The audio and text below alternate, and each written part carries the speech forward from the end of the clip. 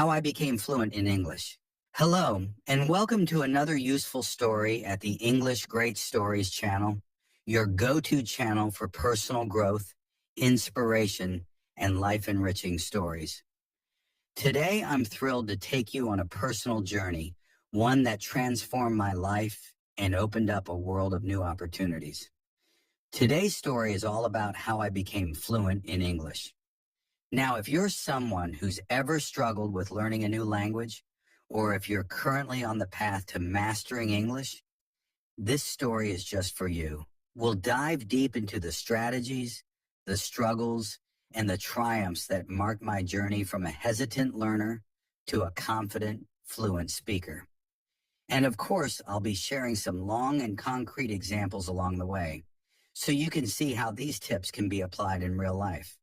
But before we get into the heart of today's story, let's take a moment to reflect on why learning English, or any new language, is so crucial in today's interconnected world. Whether it's for career advancement, travel, or simply the joy of being able to connect with people from different cultures, the ability to communicate effectively in English can open doors you never imagined. So let's get started and dive into the story of how I became fluent in English. When I first started learning English, I had no idea how much it would change my life. I remember sitting in my first English class, feeling both excited and overwhelmed. The language seemed so vast, with its endless vocabulary, confusing grammar rules, and those tricky pronunciation quirks. But what kept me going was a simple yet powerful belief. If others could master English, so could I. And that's something I want you to keep in mind as we go through this story together. The early struggles. Let me take you back to the very beginning. I was in my early 20s when I decided to learn English. At that time, my exposure to the language was minimal. I knew the basic greetings and a handful of words, but that was about it. The first hurdle I faced was understanding the sheer complexity of the language. English, as you might know, borrows words from so many different languages, and this can make it seem inconsistent and unpredictable. For example, let's talk about pronunciation. English is notorious for having words that are spelled similarly but pronounced differently. Consider the words read and read. They're spelled the same, but depending on the context, they can be pronounced differently. This was incredibly confusing at first. I would often mispronounce words, which made me self-conscious about speaking. But here's where the first important lesson comes in. Embrace your mistakes. Yes, I made a lot of mistakes, but each one was a learning opportunity. I remember once in a conversation, I used the word live when I meant to say leave.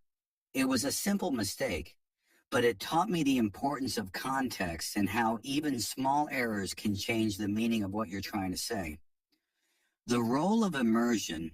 Now let's talk about one of the most effective strategies that helped me on my journey, immersion. I can't stress enough how important it is to immerse yourself in the language you're trying to learn. But what does immersion really mean? It's more than just taking a class or doing homework. Immersion is about surrounding yourself with the language in every possible way. For me, this meant watching English movies, listening to English songs, and reading English books. But I didn't stop there. I made it a point to think in English. Yes, thinking in English. It sounds challenging, and it was at first, but it was a game changer. By forcing myself to think in English, I was able to internalize the language. It became a part of my daily thought process, which made speaking and writing in English much more natural.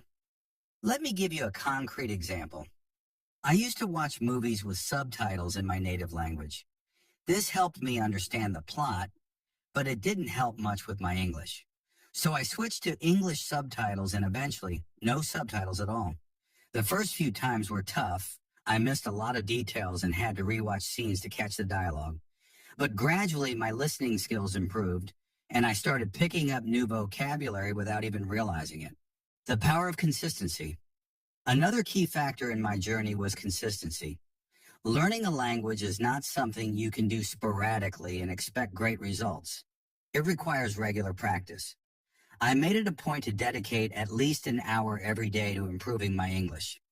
This might sound like a lot, but it's amazing how much progress you can make with just an hour a day. For example, I used to start my day with a 15-minute vocabulary review. I would pick 10 new words and learn their meanings, how to use them in sentences, and their pronunciation. Throughout the day, I would try to use those words in my thoughts or conversations. At the end of the day, I'd spend another 15 minutes reviewing those words and seeing how well I remembered them. Over time, this practice helped me build a solid vocabulary base. Now let's talk numbers. According to studies, learning just 20 new words a week can significantly improve your fluency over time. That's over 1,000 words a year. And when you think about it, learning 20 words a week is totally manageable. The key is consistency. Whether it's vocabulary, grammar, or pronunciation, the more consistent you are, the faster you'll see results. Overcoming the fear of speaking. One of the biggest obstacles for many language learners is the fear of speaking. I was no different. The fear of making mistakes, of sounding foolish or not being understood can be paralyzing, but I knew that if I wanted to become fluent, I had to overcome this fear. So I made a conscious decision to put myself out there. I started by practicing with a language partner. We would meet once a week and have conversations in English. At first, these conversations were simple, introducing ourselves, talking about our day, but as my confidence grew, so did the complexity of our discussions.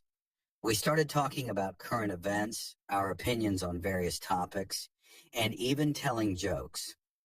This was incredibly helpful because it forced me to think on my feet and respond in real time, just like in a real conversation. Another strategy I used was recording myself speaking. I would pick a topic, set a timer for 5 minutes, and just talk. Then I'd listen to the recording and take notes on what I could improve, whether it was pronunciation, grammar, or vocabulary. This was a bit uncomfortable at first, but it was one of the best ways to track my progress and see how far I'd come. The importance of setting goals. Let's move on to another crucial aspect of language learning, goal setting. Having clear, achievable goals kept me motivated throughout my journey. I started with small goals, like being able to order food in English at a restaurant or having a short conversation with a stranger. As I achieved these goals, I set bigger ones, like giving a presentation in English or reading an entire book without needing a dictionary.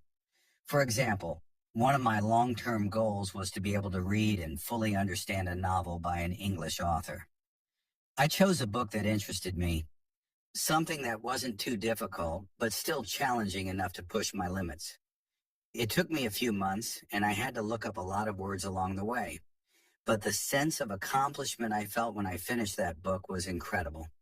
It was a tangible proof of my progress. Using technology to your advantage. In today's digital age, we have access to a wealth of resources that can make language learning easier and more enjoyable. I made full use of technology on my journey to fluency. Language learning apps, online courses, podcasts, and YouTube channels became my best friends. For instance, I used an app that focused on spaced repetition for vocabulary building. This method involves reviewing words at increasing intervals to ensure they move from short-term to long-term memory. This was incredibly effective for me.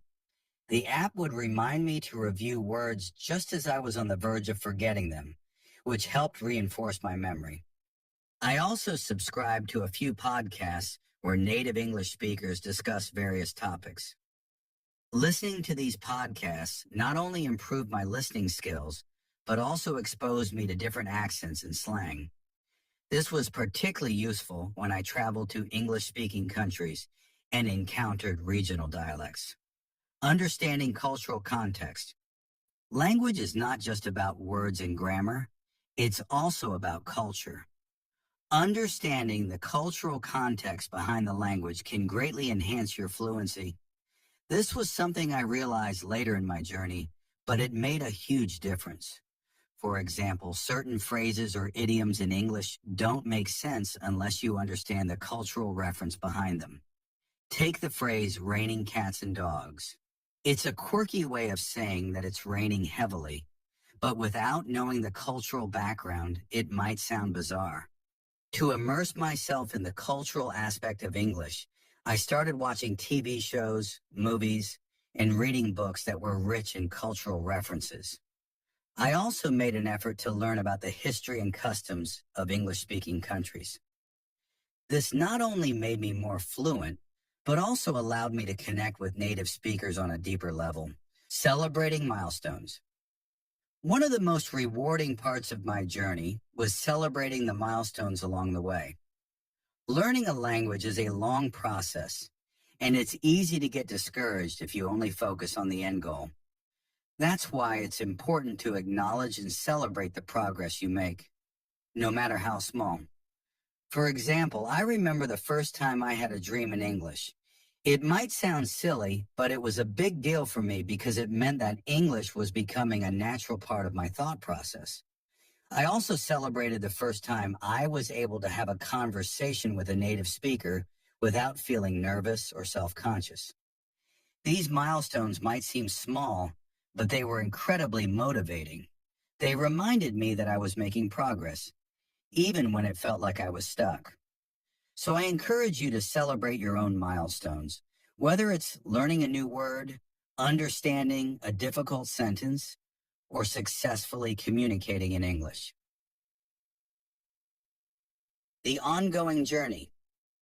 Even though I've reached a level of fluency that I'm comfortable with, I still consider myself a learner. Language learning is an ongoing journey, and there's always something new to discover. Whether it's a new slang word, a different accent, or a cultural nuance, I continue to learn and grow. One of the most important lessons I've learned is that fluency is not about perfection. It's about being able to communicate effectively and confidently. So if you're on your own journey to fluency, remember that it's okay to make mistakes. It's okay to feel frustrated at times, and it's okay to take your time. What matters is that you keep going, keep practicing, and keep believing in yourself. Conclusion, and that brings us to the end of today's story. I hope my story has inspired you and provided you with some useful insights for your own language learning journey. Remember, becoming fluent in English, or any language, is not an overnight process. It takes time, dedication, and a lot of practice.